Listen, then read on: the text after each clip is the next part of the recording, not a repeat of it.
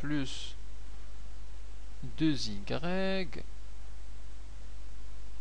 plus 7 égale à 0. Alors, la question, est-ce que P est perpendiculaire à Q?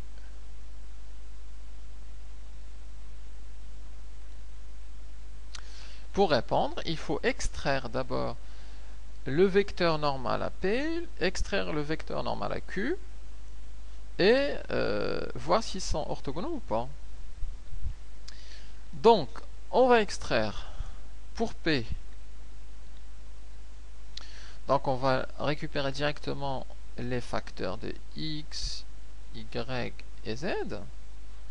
Donc, on va dire le vecteur pour P, on a dit qu'on allait l'appeler petit p. Le vecteur donc de coordonnées 2, 3 et 4 est normal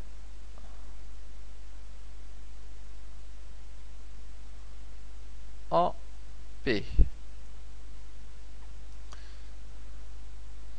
Pour le Q, alors, le vecteur normal, on l'appelle N. Alors, ce vecteur normal correspond au facteur de x, y et z. Ici, on a moins 3, ici, on a 2. Là, on n'a pas de z. Ça veut dire quoi? Eh bien, ça veut dire en fait qu'il y a ici un plus 0 fois z. Et z fois 0, ça fait 0. Ce qui veut dire que le coefficient de z, c'est simplement égal à 0. Donc, si on n'en a pas ici, ça veut dire que c'est 0. Et donc là, c'est moins 3, 2 et 0. C'est le vecteur normal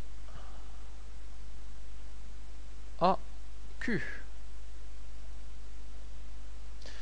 Maintenant, il suffit de voir si P et N sont orthogonaux ou pas. Et pour ça, on va calculer leur produit scalaire, voir s'il est nul ou pas.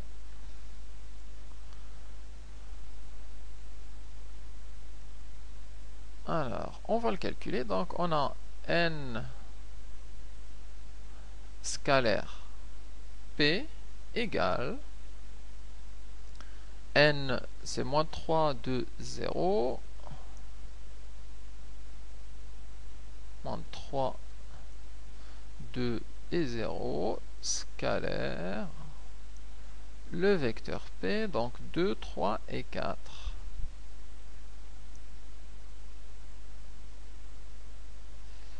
Le produit scalaire A' plus BB' plus CC' nous donne donc moins 3 fois 2 plus 2 fois 3 plus 0 fois 4. Alors ça nous donne moins 6 plus 6 plus 0. 6 moins 6, ça fait 0. Et donc, on a bien le produit scalaire qui est nul. Donc, on va déduire que les vecteurs n et p sont orthogonaux. Et du fait que n et p soient orthogonaux, ça veut dire que les plans P et Q sont perpendiculaires.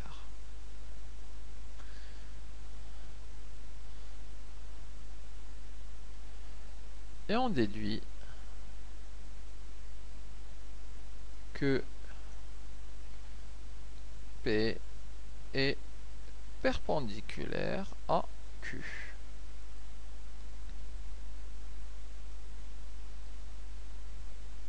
Voilà, rien de super compliqué.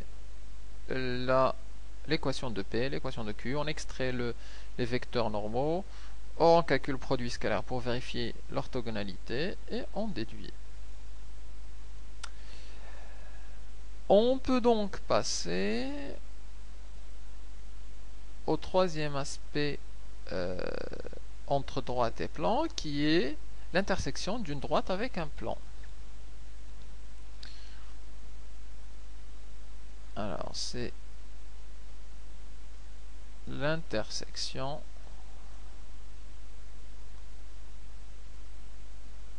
droite et plan. Alors, une intersection de droite et plan, pour résoudre ça, pour trouver l'intersection, alors les différentes possibilités, enfin on a au moins 3 possibilités.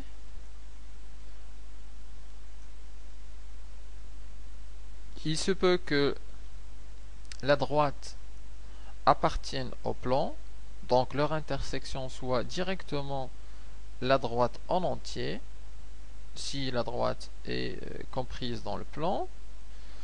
Le second cas, c'est que l'intersection soit vide, c'est-à-dire que la droite D soit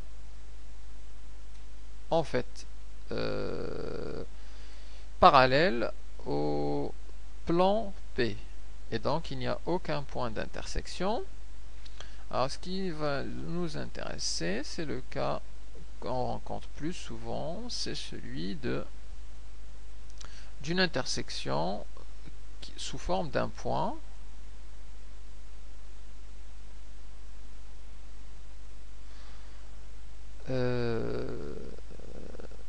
lorsque la droite traverse le plan P. Donc, dans le cas général, pour étudier l'intersection d'une droite et d'un plan, alors en fait, il faut résoudre un système d'équations qui comprend l'équation de P et l'équation de D. Alors, afin d'étudier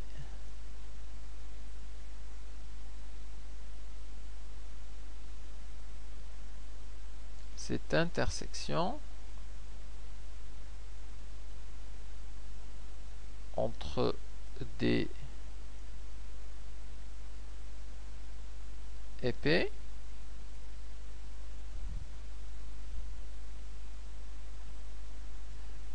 il faut résoudre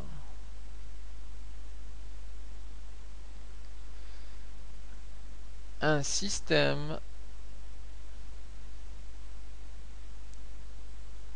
d'équations. Alors, en général, il s'écrit comme ceci. On a l'équation paramétrique de D, il y a 3 équations, x égale, y égale, z égale, ce qui correspond à D. Et pour le plan P, on a une équation, c'est l'équation cartésienne correspondant au plan P. Et il s'agit de résoudre ce système et voir les solutions. Si la solution est unique, x égale, y égale, z égale, ça veut dire que l'intersection est un seul point et on peut donner ses coordonnées. Si le système n'admet pas de solution, ça veut dire que D ne coupe pas P. Et si le système est tout le temps vrai, ça veut dire que D est inclus dans P. Donc en bref, je vais prendre un exemple pour montrer comment on fait pour cette résolution. Les cas bien évidemment sont plus nombreux. Alors P, je prends 2x plus y moins z plus 2 égale 0, et la droite D qui a la représentation paramétrique suivante, x égale 1 plus t, on peut changer le paramètre, on peut l'appeler k, y égale moins 2 moins k, et z égale à 2k. le k, c'est notre paramètre et il appartient à R. Alors donc pour étudier la position de D et P, il faut résoudre le système. Pour étudier la position relative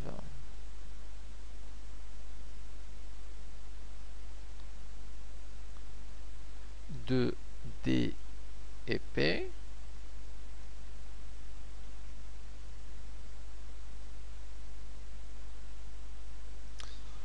il faut résoudre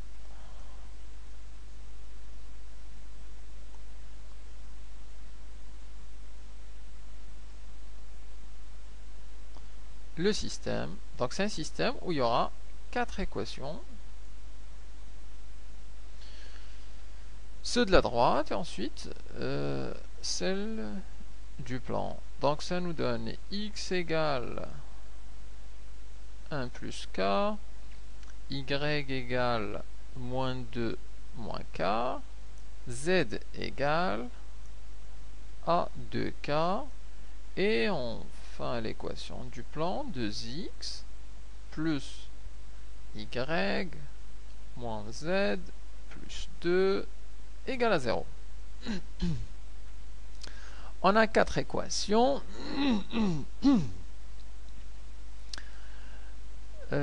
Et il faut résoudre ce système.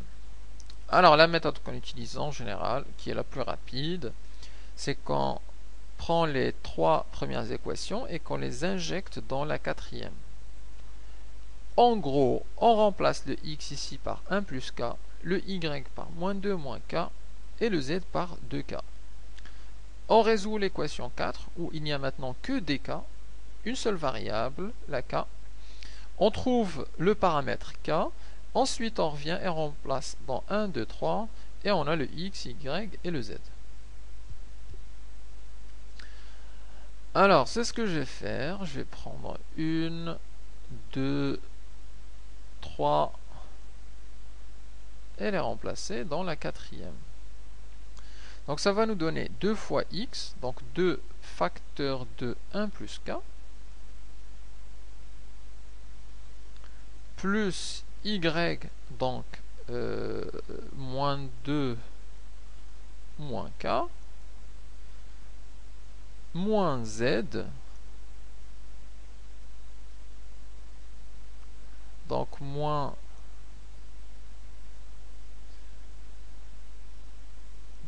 2k, alors moins 2k, moins z, donc moins 2k, et à la fin il faut rajouter 2 plus 2 égale à 0.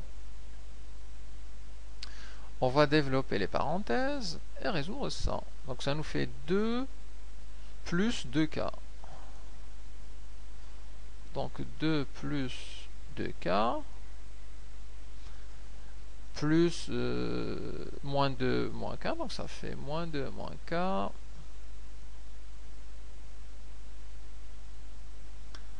moins 2k plus 2 moins 2k plus 2 égale à 0.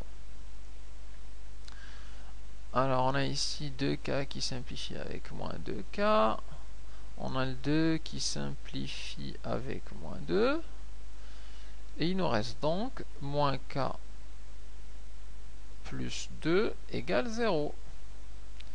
Et donc, le k c'est simplement égal à 2.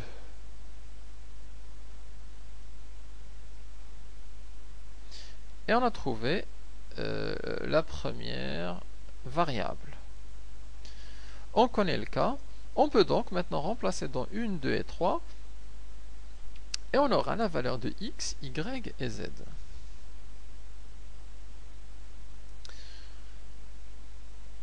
Alors, on remplace dans 1, 2 et 3. Et ça va nous donner x égale y égale